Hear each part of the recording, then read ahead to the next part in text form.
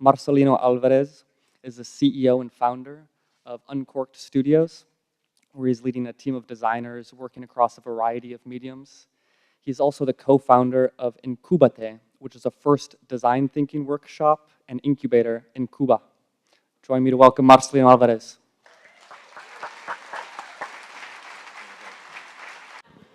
So a little bit about myself. I am the CEO of Uncorked Studios. We're a product design and engineering firm here in Portland, Oregon. You can find me on Twitter at MarlinMars. I'm on the internet. A little bit about Uncorked Studios. So we're a product design and engineering firm. We work on a variety of products for a number of clients, ranging from Google to Adidas to Care.com. And our work kind of spans three different pillars. So we do quite a bit of platform development work. So think of your mobile applications, your websites, iOS, Android, kind of your nuts and bolts of digital production. But we also really enjoy kind of the R&D, kind of the future-facing world of product design. And so those are things that you might see at CES 1 to 2 years from now. It allows our colleagues to really kind of think about the future without being constrained by the moment. Those are technologies that range from AR to artificial intelligence to the Internet of Things. And often we are tasked with really big, wide open questions that we don't really know where we're going to get to along the way, and so we have to kind of solve those paths. And then the third pillar of Uncorked work that we do is kind of applying both of those things towards our local and kind of global community. So we do quite a bit of social impact work, working with nonprofits or other organizations to basically put our tools that we use for big clients to use with folks that are in need. But before Uncorked, I used to be in advertising, most recently at Wieden Kennedy here in town, and before that at Crispin Porter Bogusky. And in both of those agency lifetimes, I was a producer. And so today I wanted to talk a little bit about kind of the creative process of a producer, which, you know, admittedly was a bit of an existential kind of question for myself. Part of it because the tools that I use to kind of, you know, shepherd the creative process from point A to point B kind of boring. And if you're like a creative person looking for like inspiration, the things that I do to get an idea from point A to point B are probably pretty dull. So that was like kind of like lingering in the back of my mind, is like, is anyone actually going to care about what I do to be inspired to solve creative things? And on the other end of my mind was my first manager back at Crispin Porter Bogusky. You know, it was an amazing producer, and he was also kind of like nagging the back of my head. And that was because he talked a lot about just the role of the producer basically being like this kind of shepherd of like ideas. So, you know, on one end, I'm like battling against like, do you care about to-do lists? Really boring looking schedules, and then kind of shitty undesigned spreadsheets. Like, that is not a really creative thing to share with folks. And then on the other end, like I said, Dave Rolf's kind of like voice in the back of my head, and kind of, you know, his rule of producers, which is producers are neither the beginning nor the end of an idea, right? Like, we're just kind of these idea Sherpas. And we're kind of guiding an idea without killing it. We can't introduce too many things into the mix. And that's problematic because my creative process is to basically make sure that somebody else's creative process gets done. And as I thought about, you know, what it is that allowed me to get ideas from point B, you know, I went through the things that I do, and I made a list, because that's what producers do, about like the things that I do. And I tried to see if there was any sort of like pattern amongst these things that I do all the time. And then I started lingering on the word pattern, because ultimately a producer's job is to find those patterns in the projects that we produce. Which then brought me to Dave's kind of second point, which is, you know, the shortest distance between a concept and actually making that concept is not a straight line. Producers need to be fearless. They need to be, you know, taking risks constantly and trying to figure out, how is it that I'm going to do this incredible idea in such a short amount of time with so little budget, without the resources that I need. I need, you know, twice as much time, 3 times as many people, and you know, way more money. How do I do this? And so I started thinking about patterns. How is it that I develop sort of this pattern recognition of producers? And again, you know, project A might be, you know, getting from like the dot on the left to like the dot on the right, but it might look like this, like along the way. Like, there's no rhyme or reason. Sometimes it might look like this. And over time, each of those experiences that you have actually help you build sort of this like pattern recognition. Like, how do I feel more comfortable in the situation which I don't have complete information. I don't know how I'm going to get there. You just kind of start seeing like, well, this pathway seems familiar. Like these lines seem familiar. And that's part of the tool chain. But as I kept thinking to myself, patterns aren't a process. Ergo, this is not an interesting thing to talk about. So I sat down and I did what producers do. I made a list of the things that I do. And the most meta of those things is the idea of making lists. When I break down my process, I make lists. That's what I do. And then, secondarily, and if you can't tell, I've had a lot of coffee today.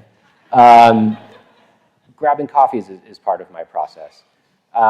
Long showers, phenomenal tool for getting stuff done, and I'll explain that. I'll explain that shortly.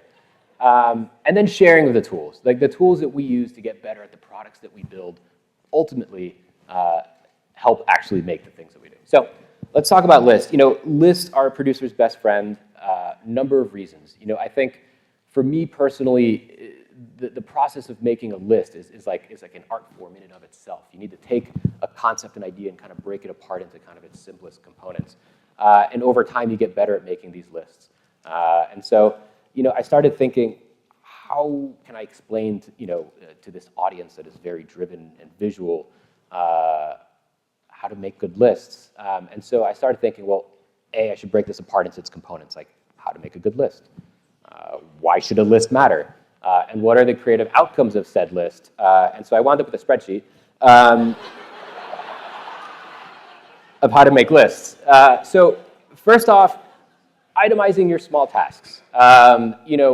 If your list as a producer is like launch the project, that's a really shitty item to have on your list. You should break it apart into the smaller things. Crossing things off, very important. And then not taking photos of the list. And the reason for these things, first off, the itemization helps you organize your ideas. The crossing things off has like this release of energy, like I did something, I actually accomplished something. And then the reason you don't take photos of your list is because they ruin your photo stream. Like you'll be watching Apple TV at night, it'll switch to screensaver mode, and suddenly you have your whiteboard just kind of floating across the screen. In between photos of really significant life moments comes a client project that you don't want to remember. And then just the outcomes to the list. Obviously, if you're itemizing the small tasks, you're organizing your ideas, you're getting more things done. If you're crossing things off, that means you can justify your job, so you get to keep your job, you're happy because you're releasing all these endorphins, and then your photo albums ultimately look better. Coffees are really important as well. I like to famously say that I will grab a coffee with anybody, and that offer stands. If anyone wants to grab a coffee, find me on the internet, I'll grab a coffee with you. And for me, grabbing coffees when I was a producer was about meeting people in the community that I might one day partner with, understanding who might be a resource for a project that we're facing, getting new ideas, exchanging ideas. As I've transitioned from producer to CEO, the coffee is a mechanism to just meet people. Some of those people might one day be colleagues, they might be clients, they might just be friends. And truthfully, you don't know which one of those categories they'll be when you first meet with them. It's just a matter of just saying, yeah, let's go grab a coffee. So again, I'm going to break down what it takes to grab a coffee. So first off, it's super important to reach out and schedule it. And while this seems really mundane, I can't tell you how many times I've shown up for a coffee that I accidentally scheduled and I forgot to tell somebody. So the reaching out and scheduling part of it is incredibly important. Once you're there, it is super important to just listen and understand. It's not about what you can bring to the table. It's understanding the other person's needs and the problems they might be facing, the questions they might have. They might be new to Portland. They might be new to the community. They might have a question about, what is it like to work with you or work with, some of the places you've been at before. And then follow through. And I think this is really the most important thing about grabbing coffees. During this exchange of ideas and conversations with folks, you're probably jotting down, if you're me, a list of things that you're going to do following the coffee to help this person get connected. But if you don't follow through with that, then your word isn't good. At the same time, don't offer just to connect people, willy-nilly to other folks in town. There really needs to be kind of an exchange of value between those things. And so whatever mechanism that is, some folks prefer kind of double opt-in before you make an introduction. Some people say just introduce me to whomever. Just make sure you follow through. So why coffees? It's a really simple way just to gain context. And again, sometimes that context might be about trends that you're seeing in the community, problems that people are facing, growth curves, or just kind of broader kind of systemic ideas. The listening and understanding really helps you kind of develop a better mechanism to understand how to help people out. And then the follow through is really how you establish credibility. If you don't do the things that you're saying you're gonna do, then your word is no good. And then the outcomes are pretty simple. You're building your network, right? So in the same way that bullets on a list or checkboxes on a to-do list are dots that might allow you to connect lines over time and build pattern recognition, people are a node, right? They're a dot that you can ultimately connect in some capacity. So whether it's your network or connecting those dots to other networks, it's incredibly important to connect people. Ultimately helps you build relationships. So often the coffee doesn't end with like a job offer, right? It doesn't end with a lifelong friendship. It just ends with like this kind of nagging, like I wonder how I might help this person. That kind of sits in like the back of your brain for some period of time, and then one day you're like, oh yeah, I should connect them with this person. And then because you're drinking a lot of caffeine, your productivity goes up, which is great. And if nothing else, the sheer process of getting up from your desk, walking to your nearby coffee shop, that walk there and back gets you out of your mode that you're in. So even if you're not drinking a coffee, you say, well, I don't drink coffee. Why should I do this? Going out for a walk, meeting with someone, and thinking about what you just learned and just kind of having a little bit of time to process that is incredibly important. So when I was going through my existential crisis about whether or not this would be interesting, my wife said, you should tell them how long you spend in the bathroom. And she'd appreciate that. I was like, well, maybe I'll abstract this just to taking a shower. So I enjoy long showers.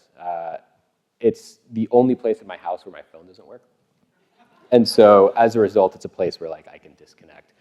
And like the other two things, I thought I'd break down what it's like to take a shower. So how to take a shower. First off, leave your phone outside of the bathroom. You might say, well, I like listening to podcasts in the bathroom. No, just leave them out. That's what your car's for, your commute to work. Obviously, turn on the shower. And then stare at the droplets. Don't try to do too much.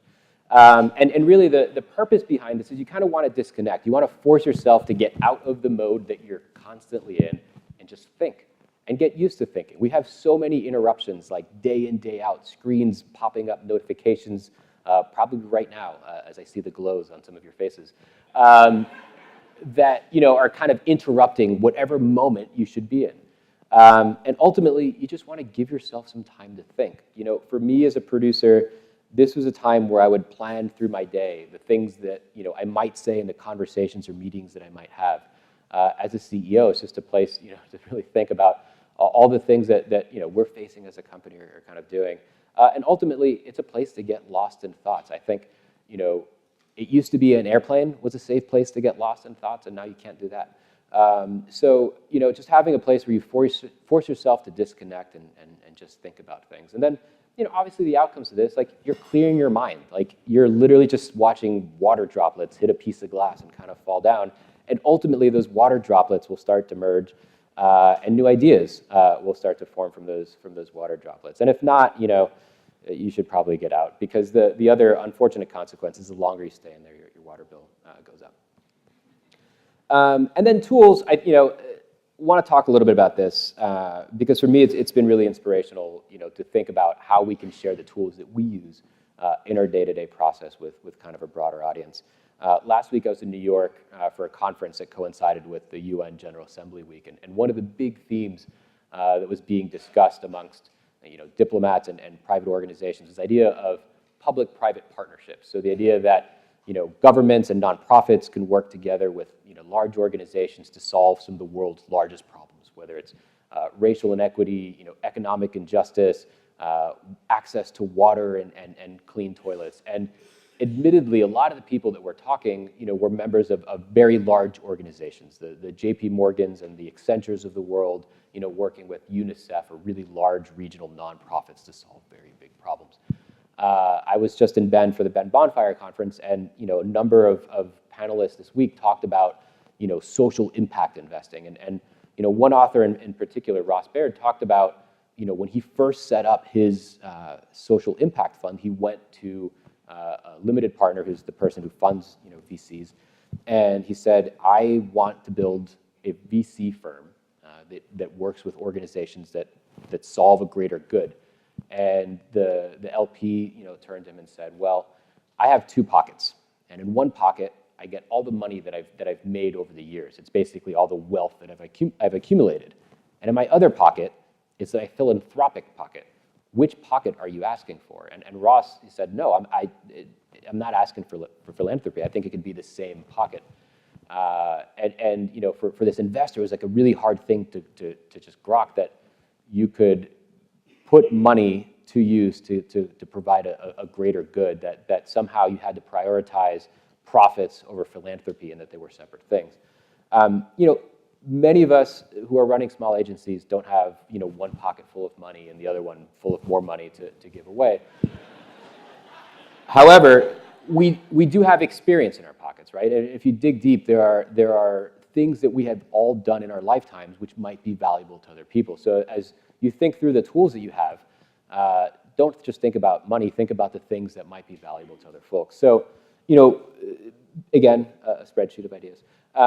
Find an organization that has values that align to the types of things that you're interested in. Even if they're not asking for help, just send them a note, give them a phone call, offer to help, and give your time. Because again, even if your pockets aren't lined with money, the idea of saying, hey, I have a little bit of time that I can spare. How might I contribute it to a cause bigger than my own? That's incredibly important. Obviously, there's a lot of folks who are in need. And your experience, whether you realize it or not, might be really valuable to those. And there's just something really incredibly satisfying about giving back to people. Again, kind of like checking boxes off a list, it releases quite a few endorphins. And the outcomes, you're building a different set of dots, right? You're making new friends, you're making new contacts. You're in a group of people who are also motivated to do something bigger than themselves, and that's good company to keep. You also gain new perspectives by sharing those tools, and those perspectives might offer insights for the day-to-day challenges that you face in your personal life, your work life, or in your career.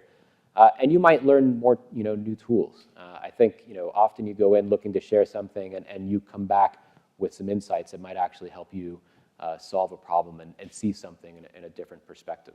And just as kind of a reinforcement of this, so at Uncorked, though we do a lot of digital work and a lot of R&D work, some of our tools are pretty rudimentary. We love using sticky notes and Sharpies, and probably are the reason why the 3M stock is just ticking up, because we go through a lot of these through our processes. And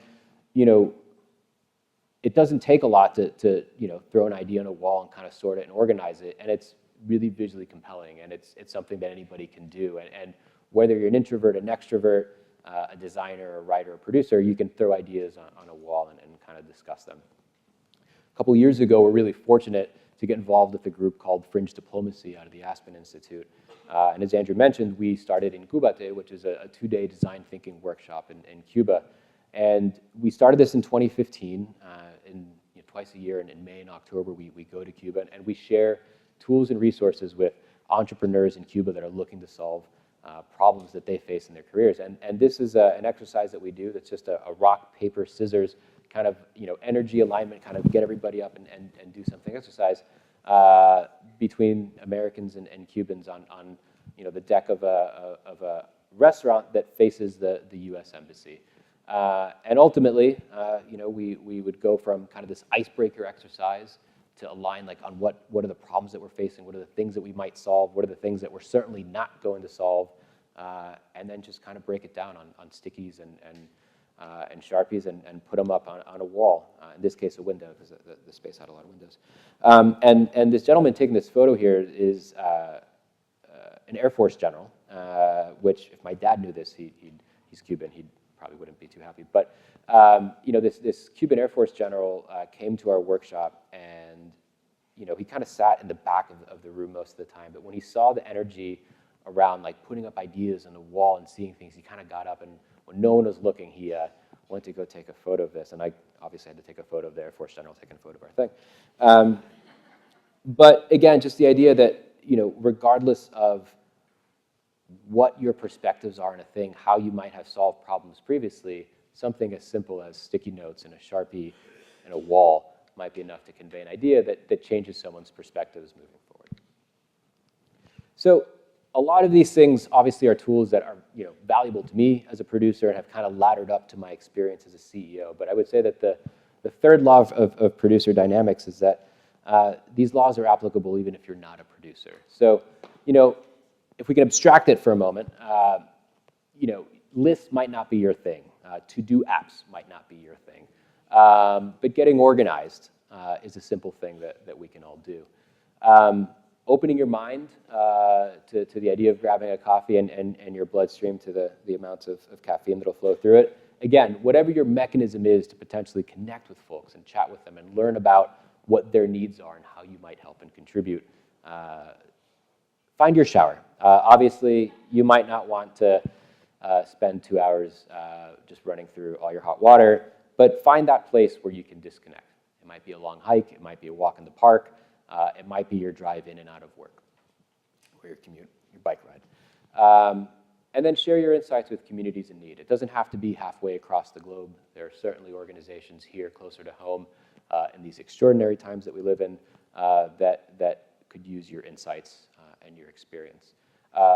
For me, as a producer, now as CEO, these tools are really, really valuable for helping me get organized in my day-to-day, whether that's across family life, personal kind of goals and objectives, and certainly running a business.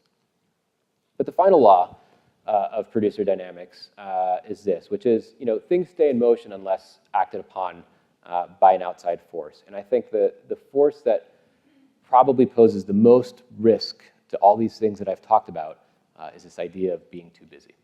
And when you're too busy, you don't have time to get organized. And when you're too busy, you don't have time to grab a coffee and meet with someone.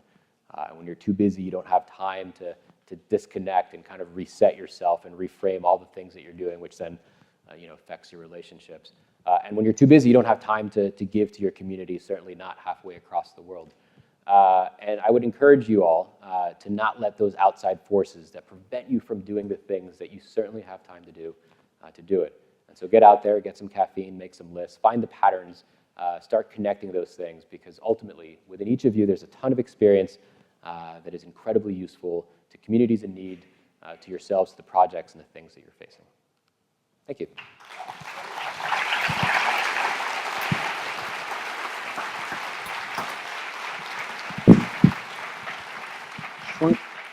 All right, let's open it up to some Q&A. I know I haven't been, thank you for bringing the house lights up a little bit. It's hard for me to, way in the back, yes. Do you have a spreadsheet of your slides? No, but I can send you a link. I'll post that. Because I've got like photographs of your slides.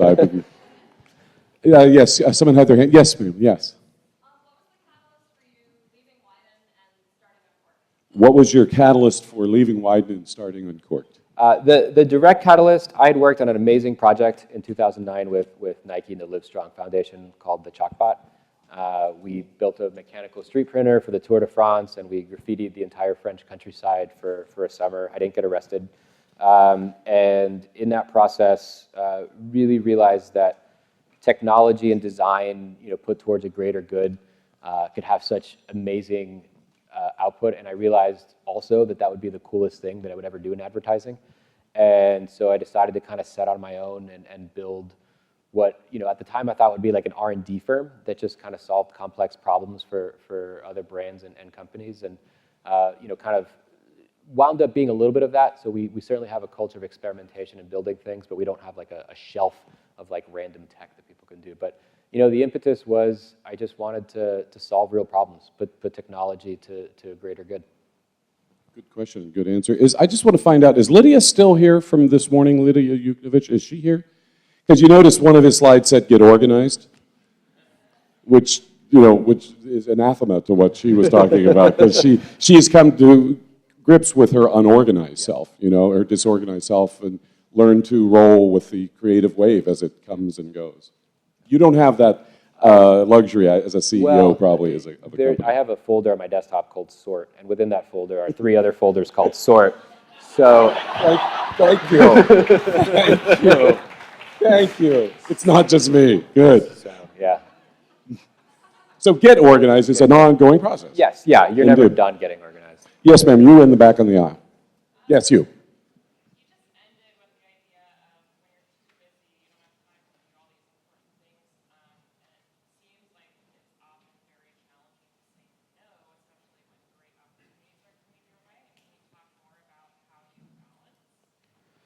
How do you balance? Like getting organized, balancing is a tricky challenge. I mean, things kind of get off kilter in one direction or the other. So you might want to say, this year I want to just pay more attention to health and wellness.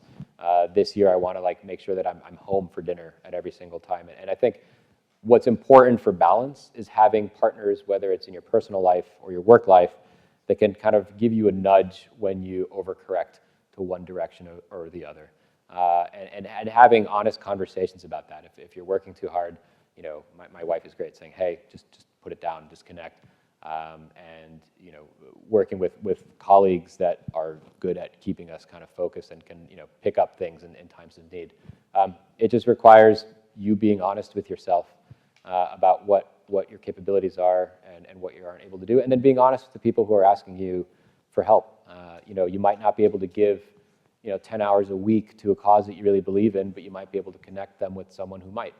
It's on you to kind of reconnect once you feel like you might have time to re-engage with someone. But it starts with honesty.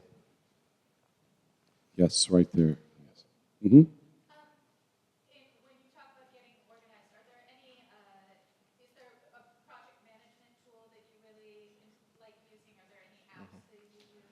When you are getting organized, are there any apps or project management tools that you like? Yeah. I think at the moment, my favorite one is Google Keep. It's a free app. I like it because they look like sticky notes with checklists and lists on them. So it's a combination of some of my favorite things. No, there's no spreadsheet version of Google Keep, but it syncs across my phone and laptop and everything, and so I don't have to worry about having a list get stuck somewhere. I'm not doing as much project management product work right now, but we use Atlassian and Jira for a lot of our work products. Anybody up in here? Question? Over here? I hear over here. Boom! Anthony. How do you inspire your clients to invest in R&D? How do you inspire your clients to invest in R&D?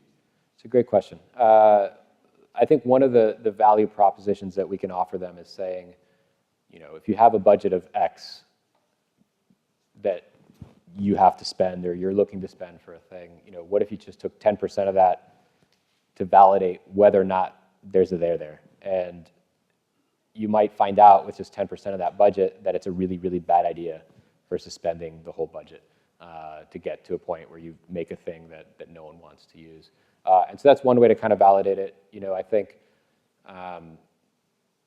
getting clients comfortable with the idea that there is something inherently imperfect about a prototype, and that's okay, that there's insights that you can gather, and that those insights might inform a larger product or might inform something completely different.